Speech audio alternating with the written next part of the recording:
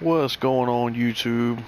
Alright, so here lately I've noticed a lot of people do not fully understand how to set up your survivors and increase your power level, and the ways that you can increase your power level and do all that stuff to get your power level up, to get into the higher level missions, to get into the later content and stuff like that.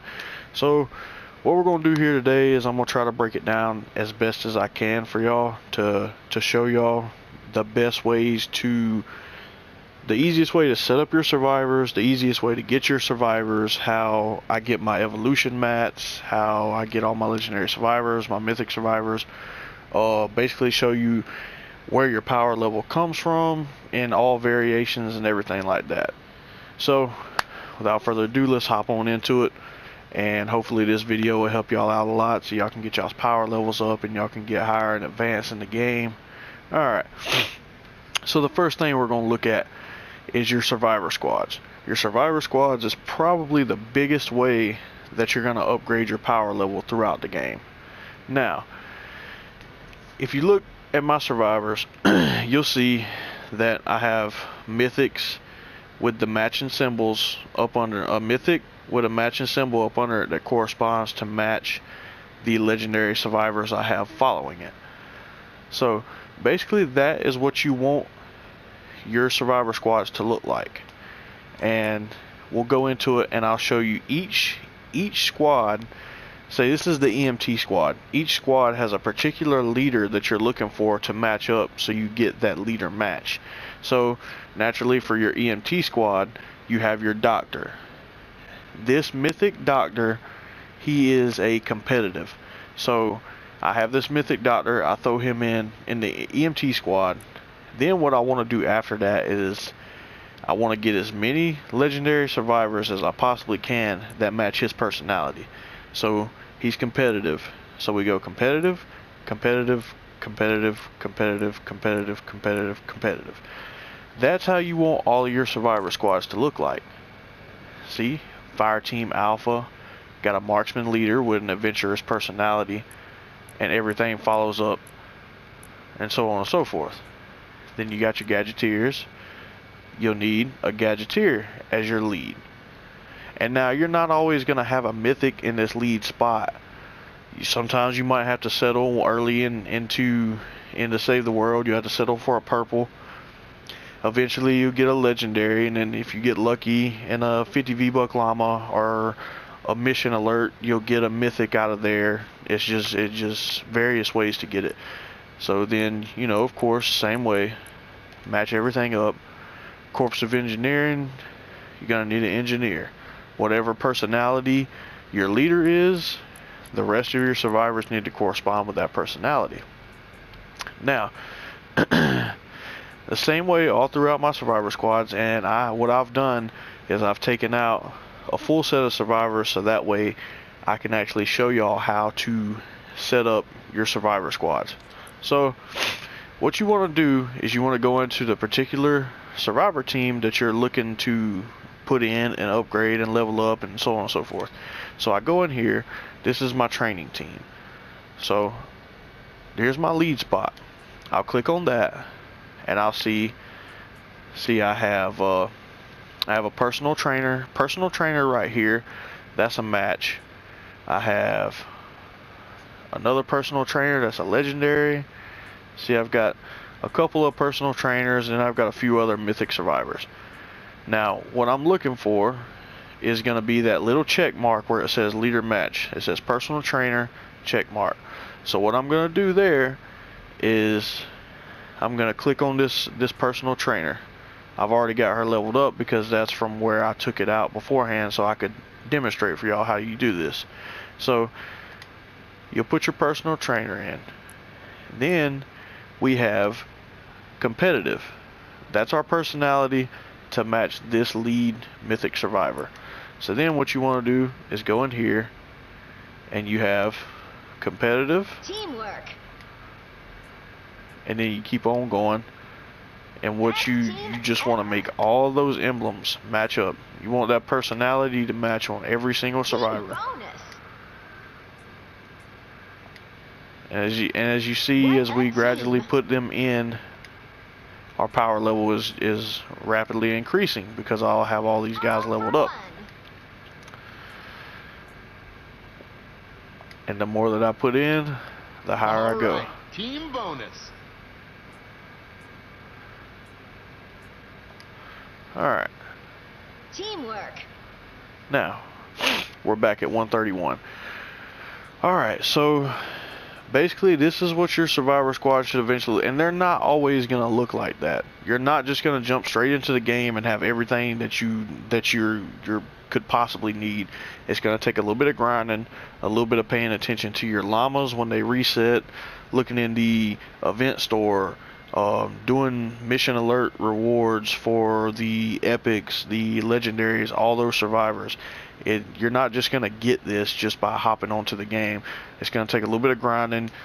You grind the game for the V-Bucks. You'll get the V-Bucks. You'll be able to pop your llamas. And now with the new X-ray system, you can see if there's a legendary lead survivor or a legendary survivor in there with a personality that you need, then you would buy that llama. So when you get everything matched up, then basically eventually in order to get to 131 you have to have all mythic leads with personalities and match those mythic leads. Now with that being said, this is not the only place that your power level comes from, which brings me to my next thing. We'll back out of here, we'll go over to our research. Our research is a huge part of leveling up. So I don't think it's quite as big as your survivors, but it's a really big deal. Now this is where the time comes in. Logging in at least every day to collect your research points, because this right here is going to take a long time to max out. So basically every 10 levels on each particular part of research, you'll get a bump in your power level up there. And in case y'all didn't know, up there in the left hand corner where it's got the lightning bolt and it says 131, that is your power level. Now if you look through here, what you have is your fortitude, which is your health, your offense, which is obviously how much damage you can put out from your guns, your melees, all of that stuff. Then you have your resistance, which is your shield. You have your tech, and basically what your tech is how much damage you can put out with your traps and abilities. So basically they have a research system, and as you can see down here, I have max research collected because all my research is maxed out. So you log in every day, you make sure to go over here, click on research, and then back right out, and then you'll have your research. Then you can go back in and you can level up each particular part of the research. Now the best way to do this research is I would start this is a little bit off subject, but just so we can go ahead and get this out of the way to help y'all a lot too. If you're running a soldier, then obviously you're going to want to work lean a little bit more towards your offense first, leveling that up mostly. Or if you're running constructor or outlander, then you're going to want to lean a little bit more towards your tech, because your tech, if you're playing constructor, you're going to be using a lot of traps. If you're playing outlander, you're going to be dropping teddy bears and shock towers and all that stuff. So your tech is going to help your traps, your teddies, your shock towers. So what I did when I was coming up is I took and I leveled up my tech and my offense, and I kind of kept those two even. Sometimes I would go 10 levels on my tech, and then I would come over to offense and go 10 levels on my offense, and then it's back and forth until I got those maxed out. And then I'd work on my fortitude and resistance. So once you get all of those you have to have max research to acquire the power level 131. So if you match your survivors up right, have the proper leads with the proper personalities to match the leads, and you collect your research every day, you level up your research. That is the two key ways that you can get your power level up. Now, a lot of people say, well, I don't have survivor XP. I don't have the proper evolution mats to level up my survivors. I'm going to show you the ways that I get all my evolution mats. And the ways to get your legendary survivors and leads and all that stuff. So first things first, if you want to get your survivor XP, we'll start down here at the bottom. The best thing you can do is you can go through your missions, and what you want to look for is a mission that says 4 times survivor XP. If, see there, right there, you get a rare survivor, a rare defender, and you get survivor XP. The 4 times survivor XP, which is the 4-player missions, that's what you want to look for if you want to get your survivor XP. That's how and these missions are repeatable. That 4 times survivor is repeatable. So what you want to do when you need survivor XP is you see a good 4 times survivor XP mission, you want to farm that mission. You want to go do it, complete it, come out, go right back in, just keep doing that mission over and over and over until you acquire an abundance of survivor XP. That is how you get your survivor XP so you can level up. That is the best way to do it. It's a little bit of a grind, but it's what you got to do. Now, every zone at some point in time is going to have a 4 times survivor. See, we got Plankerton, 4 times survivor, power level 19. With your bonus rewards that give you, hero XP on top of it.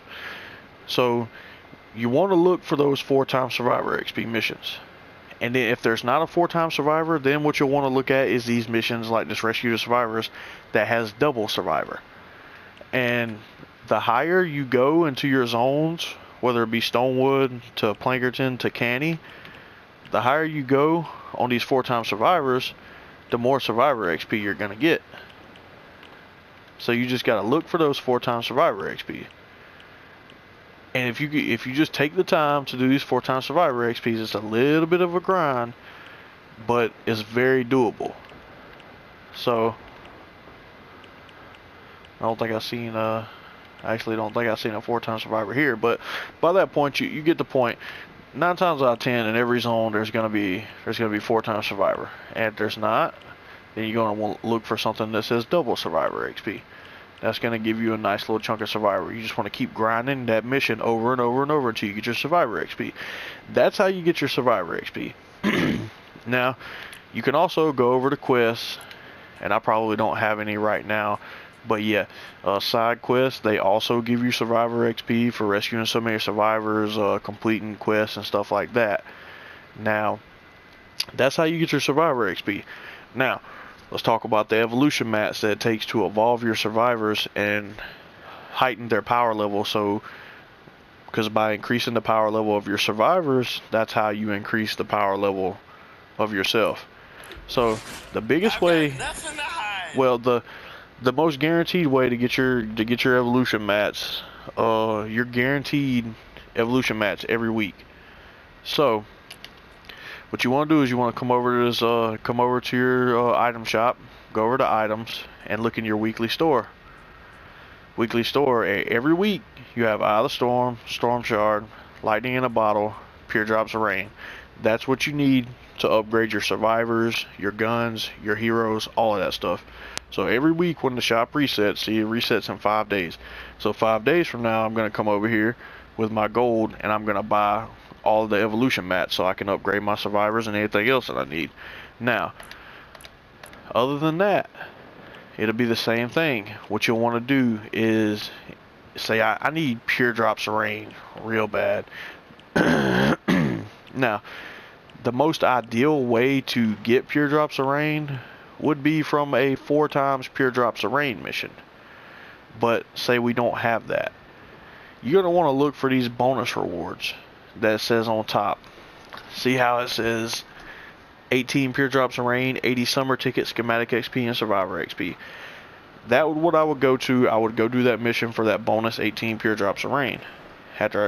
And the rewards like that with the clock beside them, those are limited rewards. You can only get those once. So after you complete that mission once, then you want to go over and look for another mission that has the same thing. See, there's another one, 18 Pure Drops of Rain. And you do that with your Pure Drops of Rain, your Eye of the Storm, your Lightning in a Bottle, all of that stuff. So that's how you get your Survivor XP. And you need to be aware of what's on the map. at all times, because if there's a particular evolution mat that you need, then you need to kind of be looking out for it. So see, let's see, there could be one. Alright, see now like this, if say I needed lightning in a bottle right now, there's a mission in Twine right now that is a 4 times lightning in a bottle. That's your 4 times is where it's gonna pay out the most. So I would just grind that mission over and over and over until I got to a comfortable amount of lightning in a bottle, and that goes for every evolution mat. So now, other ways that you can get your evolution mats and other stuff is also through leveling up your collection book. I am level 300 in my collection book right now, but if I click on my rewards at 301, I get a legendary defender. At 302, I get 35 lightning in a bottle, 30 Eye of the Storm, 20 storm shard. So just by leveling up your collection book, you'll get things like hero XP, survivor XP. You'll even get troll stash llamas. You'll get evolution mats. You'll get legendary survivors, legendary lead survivors, legendary defenders, legendary heroes. So you want to level up your collection book as much as you possibly can. Also, those are pretty much the best ways that you can stay on top of making sure you have the amount of survivor XP you need, the amount of evolution mats, so you can bring your survivors up and increase your power level. That is the best way to do it. So as long as you grind your missions with your survivor XP, grind your evolution mat missions with all your pure drops of rain, Eye of the Storm, lightning in a bottle, storm shard, all of that, level up your collection book, buy your items out of your weekly store. Now, also, one last thing, if you look over into the event store, pretty much every time that you every time the event resets, there's usually a legendary survivor in here for 700 gold. I've not purchased mine yet. So that's another way. You come over here, you got your 700 gold, you buy a legendary survivor. They don't tell you what kind it is. So then you would scroll over here to manage survivors. There's the legendary survivor I got. Analytical shield regen bonus as the set bonus. So that's that. Now there's also missions that you can do, like you seen earlier, that'll give you a survivor, a lead survivor of a rare rarity, epic rarity, legendary rarity, and very, very, very occasionally in Twine Peaks you'll get a mythic lead survivor as a reward. If you stay on top of all of that stuff, your collection book, your missions, all your 50 V-Buck llamas that you get 50 V-Bucks a day just by doing a daily challenge. So you see a good llama, purchase it for 50 V-Bucks. Save your V-Bucks that they give you in game and purchase those good llamas. If you stay on top of all this stuff, then pretty much this is what your survivor inventory will look like. I already have all my survivors complete. I'm 131, that's level cap, that's max. So if you stay on top of all your mission alerts, all you're doing your collection book, your 50 V-Buck llamas, all that good stuff, then pretty much you can have all these survivors. And the reason why I keep these is because you never know when I might want to swap them out, or if they add a new section for survivors to increase the power level. So I recommend you keep all of your legendary and mythic survivors. And basically, if you stay on top of all of that, that's how you'll get your power level up, and that is how you have this many survivors. It's not going to come overnight. It's not going to happen in one day. The game is a little grindy, but a lot of people get stuck in the early game content and think that they cannot get out of Stonewood, they cannot get out of Plankerton. It's really not that hard. All you have to do is sit down for a little bit, take a little time out of sitting in storm shields and trading and doing all that stuff, and just level up. Level yourself up, get into Canny, get into Twine Peaks, and continue grinding. You grind it out, you get your survivors, you get your XP, you get all that stuff, you'll have anything in the game that you want. So, with all that being said, I hope this video clears up stuff for y'all, for the new people that don't know how to level up, that don't quite understand it. Hopefully I explained it in a way that you can understand it. If you have any questions, type a comment down below. I'll be looking. Feel free to type a question.